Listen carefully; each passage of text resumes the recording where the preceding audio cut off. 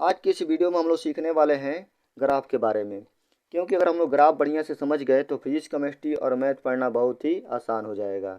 तो चलिए हम लोग सबसे पहले स्टार्ट करते हैं कार्टेशियन प्लेन से। तो कार्टेशियन प्लेन में दो रेखाएं होती हैं। एक रेखा क्षैतिज होती है जिसको हम लोग बोलते हैं एक्स अक्ष, और दूसरी रेखा ऊर्ध्वाधर होती है जिसको बोलते हैं वाई अक्ष। अब ये दोनों रेखाएं एक दूसरे को जिस बिंदु पर काटती हैं उसको बोलते हैं मूल बिंदु। यहाँ तक क्लियर हो गया। जो यक्स अक्ष है उसको हम दर्शाते हैं यक्स ओ एक्स डैश से, और जो वाई अक्ष है उसको दर्शाया जाता है वाई ओ वाई डैश से। यक्स अक्ष में जीरो के दाएं तरफ जितने भी नंबर होते हैं वो सभी पॉजिटिव होते हैं, और जीरो के बाएं तरफ जितने भी नंबर होते हैं वो सभी निगेटिव होते हैं। इसी तरह से वाई अक्ष के लिए जीरो से ऊपर जितने भी अंक होंगे, जितनी भी संख्याएं होंगी वो सभी पॉजिटिव होंगे, और जीरो से नीचे जितने भी नंबर होंगे वो सभी निगेटिव होंगे। यहाँ तक क्लियर हो गया। अब इसमें दोनों अक्षें मिलकर पूरे समतल को चार भागों में विभाजित कर रही हैं। इस भाग को हम लोग बोलते हैं फर्स्ट क्वाड्रेंट, इसको बोलते हैं सेकेंड क्वाड्रेंट, इसको बोलते हैं थर्ड क्वाड्रेंट, और लास्ट वाले को बोलते हैं फोर्थ क्वाड्रेंट। मतलब दोनों रेखाएं पूरे समतल को चार भागों में विभाजित कर रही हैं। पहला भाग फर्स्ट क्वाड्रेंट, दूसरा भाग सेकेंड क्वाड्रेंट, तीसरा भाग थर्ड क्वाड्रेंट और चौथा भाग फोर्थ क्वाड्रेंट होगा। चलिए अब हम लोग आगे बढ़ते हैं। अब यदि किसी बिंदु को हम लोग को कार्टेशियन प्लेन पर दर्शाना हो तो उसमें दो अंकों का प्रयोग किया जाता है। जैसे मान लीजिए यहाँ पर दे दिया है 3,5। इसमें क्या करते हैं, दोनों अंकों के बीच में कामा लगा देते हैं और दोनों संख्याओं को एक छोटे ब्रैकेट के भीतर लिखा जाता है। इसमें जो पहला अंक होता है, जो पहली संख्या होती है, उसको बोलते हैं भुज, और जो दूसरी संख्या होती है उसको बोलते हैं कोटि। भुज को हमेशा एक्स अक्ष पर मापा जाता है, और जो कोटि होता है उसको हमेशा वाई अक्ष पर मापा जाता है। चलिए अगर मान लीजिए हम लोग को 3,5 को कार्टेशियन प्लेन पर दर्शाना हो तो क्या करेंगे। चलिए हम लोग ग्राफ वाली कॉपी में पहले समझ लेते हैं। जैसे मान लीजिए 3,5 को हम लोग को दर्शाना है कार्टेशियन प्लेन में, तो क्या करना पड़ेगा। सबसे पहले हम लोग मापेंगे एक्स अक्ष पर 3 यूनिट। तो यहाँ पर ये हो गया 1, 2 और ये 3। इस लाइन को पकड़ के आगे चलेंगे, और फिर जो वाई अक्ष है उस पर हम लोग मापेंगे 5 यूनिट। 1, 2, 3, 4, 5। अब ये दोनों जहाँ पर लकीरें मिलती हैं, जहाँ पर दोनों रेखाएं मिलती हैं, वहाँ पर हो जाएगा आपका 3,5। इसमें हम लोग देख रहे हैं कि दोनों नंबर पॉजिटिव थे, यानी भुज भी प्लस था और कोटि भी प्लस था। अगर दोनों प्लस हैं तो फर्स्ट में भुज माइनस है और कोटि प्लस है, तो सेकेंड में दोनों माइनस है तो थर्ड में, और यदि भुज प्लस है और कोटि माइनस है तो इसको दर्शाया जाता है फोर्थ क्वाड्रेंट में। यानी अगर प्लस प्लस होगा तो फर्स्ट में, माइनस प्लस होगा तो सेकेंड में, माइनस माइनस होगा तो थर्ड में, और अगर प्लस माइनस होगा तो फोर्थ में दर्शाया जाएगा। यहाँ तक क्लियर हो गया। चलिए अब हम लोग आगे बढ़ते हैं। यदि हम लोग फास्ट ग्राफ बनाना खींचना चाहते हैं तो सबसे पहले हम लोग को 7 नियमों को समझना पड़ेगा बढ़िया से। 7 नियम हम लोग एक एक करके सीखेंगे आगे। तो सबसे पहला नियम यह है कि मान लीजिए कि कोई फंक्शन दे दिया है y equal to F of X, लेकिन इसमें हम लोग को एक कन्वर्जन करना है। x को कन्वर्ट करना है माइनस एक्स में। हम लोग चाहते हैं कि x के स्थान पर अब लोग माइनस एक्स रखें, तो जो इक्वेशन होगा वो हो जाएगा y equal to F of minus X. यानी जब भी हम लोग x के स्थान पर माइनस एक्स रखते हैं तो जो ग्राफ होता है वह y अक्ष के परितः घूम जाता है। पहले ग्राफ ऐसे था, जब x के स्थान पर माइनस एक्स रख देंगे तो ग्राफ ऐसे घूम जाएगा, यानी जो दाएं वाला पार्ट होगा वो बाएं चला जाएगा, जो बाएं वाला होगा वो दाएं चला जाएगा। ऐसे यह मूल ग्राफ है, यह कन्वर्जन के बाद ग्राफ है। क्लियर हो गया। चलिए दूसरे नियम पर चलते हैं हम लोग। दूसरे नियम में मान लीजिए यहाँ पर दे दिया y equal to F of X, कोई फंक्शन दे दिया है। अब हम लोग चाहते हैं कि y का कन्वर्जन कर दिया जाए किसमें, माइनस वाई में। y का कन्वर्जन किस में करना है, माइनस वाई में। तो जो इक्वेशन होगा वह बन जाएगा minus Y equal to F of X, या ऐसे भी लिख सकते हैं y equal to minus F of X. ऐसे हो गया। अब इस बार जो ग्राफ होगा वह y अक्ष के परितः नहीं घूमेगा अब यह x अक्ष के परितः घूमेगा। कैसे? जो भाग ऊपर था वह नीचे आ जाएगा और जो नीचे था वह ऊपर चला जाएगा। यह मूल ग्राफ है और यह कन्वर्जन के बाद ग्राफ है। क्लियर हो गया? एक बार और रिपीट कर दिया जाए दोनों नियमों को। अगर हम लोग x का कन्वर्जन करते हैं -x में, तो जो ग्राफ होगा वह y अक्ष के परितः घूमेगा, और यदि हम लोग y का कन्वर्जन करते हैं -y में, तो जो ग्राफ होगा वह x अक्ष के परितः घूम जाएगा।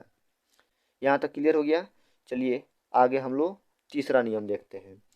तीसरे नियम में मान लीजिए कोई फंक्शन दे दिया है y = f(x), लेकिन अब हम लोग को लिखना है x के स्थान पर हम लोग को अब लिखना है x - a। तो जो पहले वाला इक्वेशन था वो बन जाएगा y = f(x - a)। मतलब अब इसमें क्या हुआ, x में से एक घट गया है, x में से a घट गया है। और जब ऐसा कोई समीकरण आएगा तब हम लोग क्या करते हैं, तब जो ग्राफ होता है उसको a यूनिट दाएं तरफ खिसका दिया जाता है। यानी अगर x में से a घटता है तो जो ग्राफ होगा वह a यूनिट दाएं तरफ शिफ्ट हो जाएगा। क्लियर हो गया? चलिए अगले नियम पर चलते हैं। अगले नियम में मान लीजिए फिर से दे दिया है y = f(x), और अब हम लोग यह चाहते हैं कि x के स्थान पर x + a रख दें। तब समीकरण क्या बनेगा? तब हो जाएगा यह y = f(x + a)। यहाँ पर क्या हुआ है, x में a जुड़ गया है। तो जब भी हम लोग x में कोई भी संख्या जोड़ते हैं, जैसे यहाँ पर क्या जोड़ा गया है, a जोड़ा गया है, तो जो ग्राफ होगा वह a यूनिट बाएं तरफ शिफ्ट हो जाएगा। पहले ग्राफ कहाँ पर था? पहले ग्राफ था यहाँ पर, और बाद में जब x के स्थान पर x + a रखा गया तो ग्राफ आ गया यहाँ पर। क्लियर हो गया? चलिए अब हम लोग चलते हैं अगले नियम पर। फिर से मान लीजिए दे दिया है y = f(x), लेकिन हम लोग चाहते हैं कि अब y के स्थान पर क्या रखा जाए, y - a रख दें। क्या रख सकते हैं? y के स्थान पर रखेंगे हम लोग y - a। तो जो समीकरण बनेगा वो हो जाएगा y - a = f(x), या -a को अगर उधर हम लोग भेज दें, दूसरे पक्ष में भेज दें, तो y = क्या बनेगा, f(x) और प्लस a।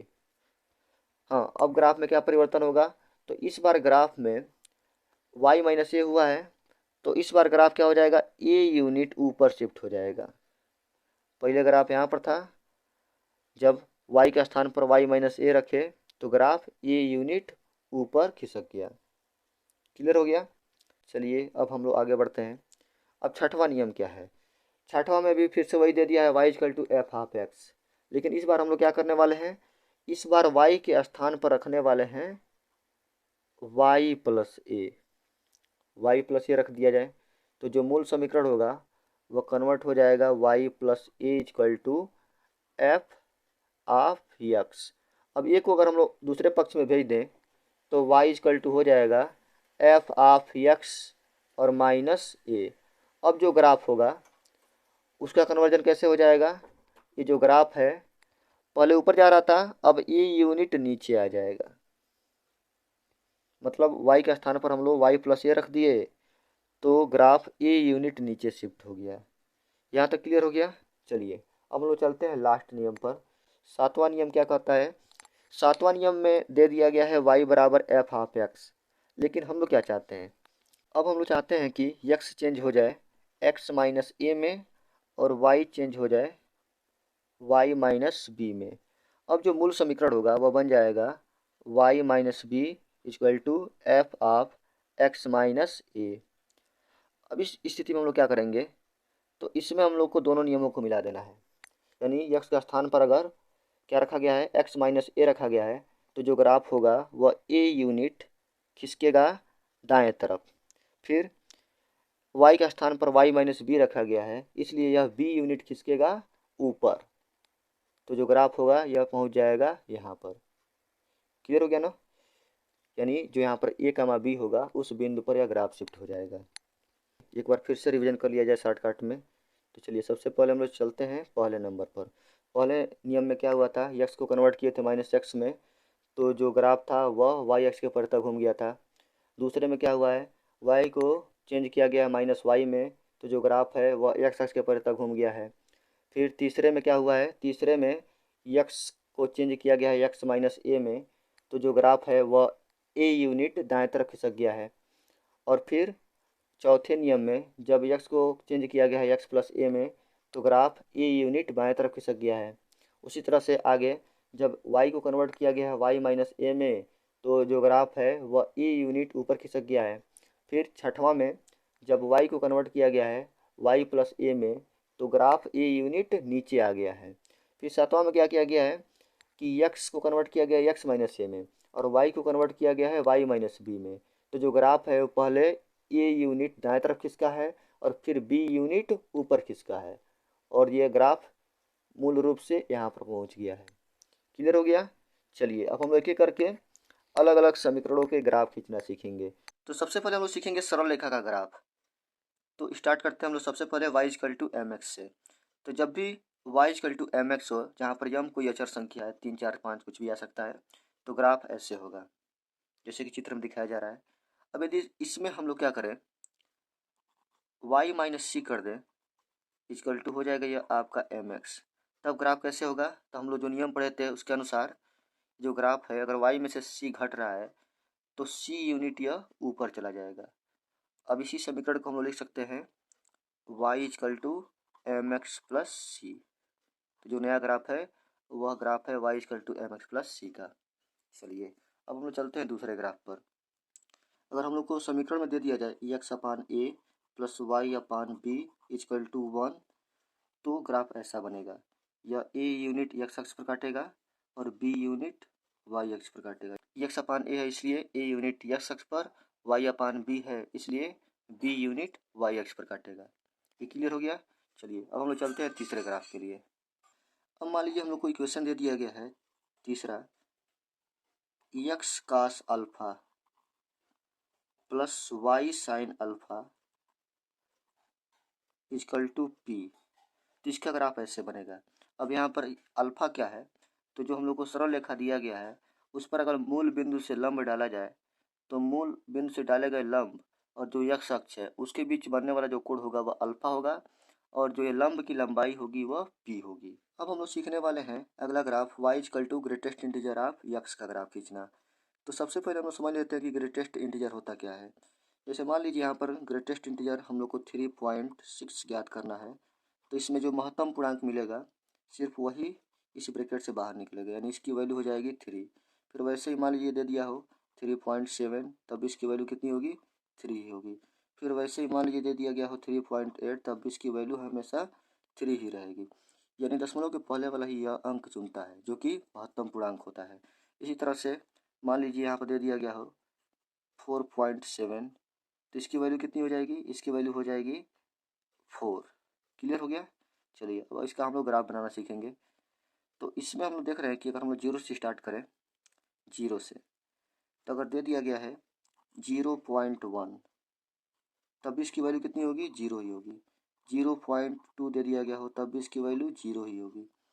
0.3 दे दिया गया हो तब भी इसकी वैल्यू 0 ही होगी। यानी जब तक यह 1 ना हो जाए तब तक दशमलव में कुछ भी हम लोग लिखते हैं हमेशा इसकी वैल्यू 0 ही रहती है। मतलब जब तक x की वैल्यू 0 से 1 के बीच में है तब तक हमेशा इसका जो y का मान होगा वह हमेशा 0 ही रहेगा। अब मान लीजिए धीरे धीरे हम लोग 1 पर पहुंच गए। अब यदि वैल्यू आ गई 1.0, तब भी इसकी वैल्यू कितनी होगी, 1 होगी। यदि 1.1 दे दिया गया हो तब भी इसकी वैल्यू कितनी होगी, 1 होगी। 1.8 दे दिया गया हो तब भी 1 होगी। 1.9 दे दिया गया हो तब भी इसकी वैल्यू 1 ही होगी। यानी जब तक x की वैल्यू 1 से 2 के बीच में है तब तक हमेशा जो y की वैल्यू होगा वो हमेशा 1 ही रहेगा। यानी 1 और 2 के बीच में अगर x का मान है तो y का मान हमेशा 1 रहेगा।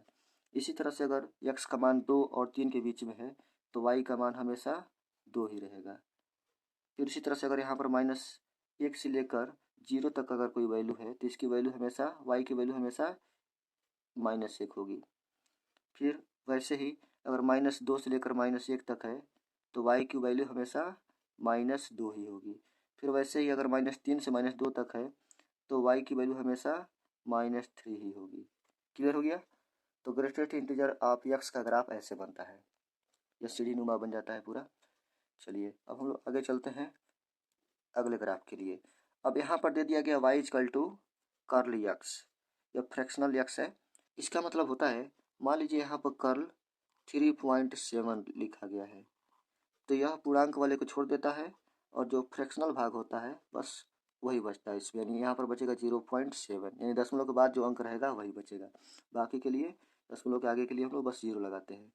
फिर वैसे यहाँ पर मान लीजिए दे दिया गया हो 4.8, तो इसमें से क्या हो जाएगा, यहाँ पर बचेगा 0.8 बचेगा। फिर वैसे ही अगर मान लीजिए यहाँ पर दे दिया गया हो 2.25, तो इसमें इसका मान क्या बचेगा, यहाँ पर बचेगा 0.25, यानी पहले वाला जो फंक्शन था उसमें सिर्फ पूर्णांक लेता है और इसमें क्या लेगा, इसमें सिर्फ अपूर्णांक लेगा। क्लियर हो गया? अब यदि हम लोग ग्राफ की बात करें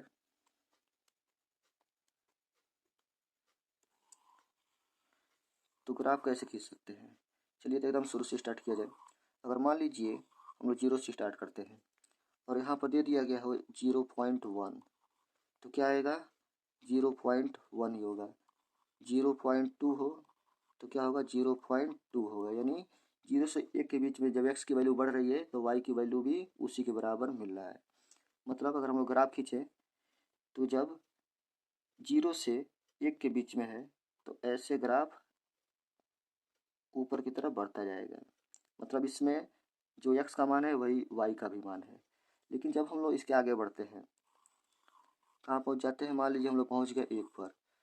अगर हम लोग को अब आ जाए 1.1, तो इसकी वैल्यू कितनी होगी, 0.1 होगी। यानी फिर से वापस यह नीचे आ गया। फिर इसी तरह से अगर मान लीजिए 1.2 है तो इसकी वैल्यू कितनी हो जाएगी, 0.2 होगी। फिर से धीरे धीरे बढ़ता जा रहा है, लेकिन बस यह पूर्णांक को छोड़ता जा रहा है। तो इसका अगर हम लोग ग्राफ खींचे तो ग्राफ कैसे बनेगा, फिर यह 0 से स्टार्ट होगा और 1 होने तक बढ़ेगा और फिर वापस फिर 0 पर आ जाएगा। फिर यह 1 होने तक बढ़ेगा, फिर 1 0 पर आ जाएगा। फिर इसी तरह से ये ग्राफ बार बार रिपीट होता रहता है। अगर पीछे भी खींचे तो ऐसे ग्राफ बनेगा। क्लियर हो गया? यह हो गया आप लोग का ग्राफ कर्ल एक्स का। चलिए अब हम लोग आगे बढ़ते हैं। अगला फंक्शन दे दिया है y equal to mod X upon X. इसको हम लोग सिग्नम फंक्शन कहते हैं। इसमें दो केसेस हो सकती हैं। पहला, मान लीजिए x की वैल्यू लेस देन 0 है यानी निगेटिव है, तो y इक्वल टू हो जाएगा ऊपर माड माइनस एक्स अपान नीचे माइनस एक्स। माड एक्स का मान क्या होगा, माड एक्स का मान हो जाएगा आपका x और नीचे है माइनस एक्स। कटेगा तो क्या बचेगा, -1 रहेगा। यानी जब तक x की वैल्यू 0 से कम है तब तक y की वैल्यू -1 ही होगी। और इसी के उल्टा फिर दूसरे केस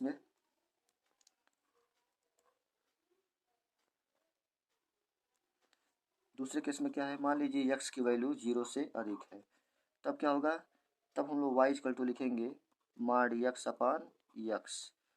माड x का मान भी x होगा और नीचे जो x है वो भी x हो गया। x से x कट गया, क्या बचेगा, 1 बचेगा। अब यहाँ पर हम देख रहे हैं कि जब तक x की वैल्यू 0 से कम है, यानी जब तक x निगेटिव है तब तक y का मान -1 आ रहा है, जो कि नियत है।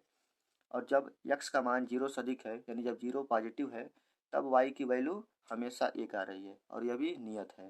तो ग्राफ कैसे खींचेंगे, ग्राफ खींचना ऐसे, जब तक x का मान निगेटिव है तब तक यह हमेशा -1 ही रहेगा। कितना रहेगा, -1 रहेगा। और फिर जब x का मान पॉजिटिव होगा तो यह हमेशा +1 रहेगा। तो ये हो गया आपका फाइनल ग्राफ। ये क्या होगा, ये हमेशा +1 रहेगा। चलिए, तो जितने भी सरल रेखा के ग्राफ थे हम लोग सीख चुके हैं। अब हम लोग स्टार्ट करेंगे वृत्त का ग्राफ।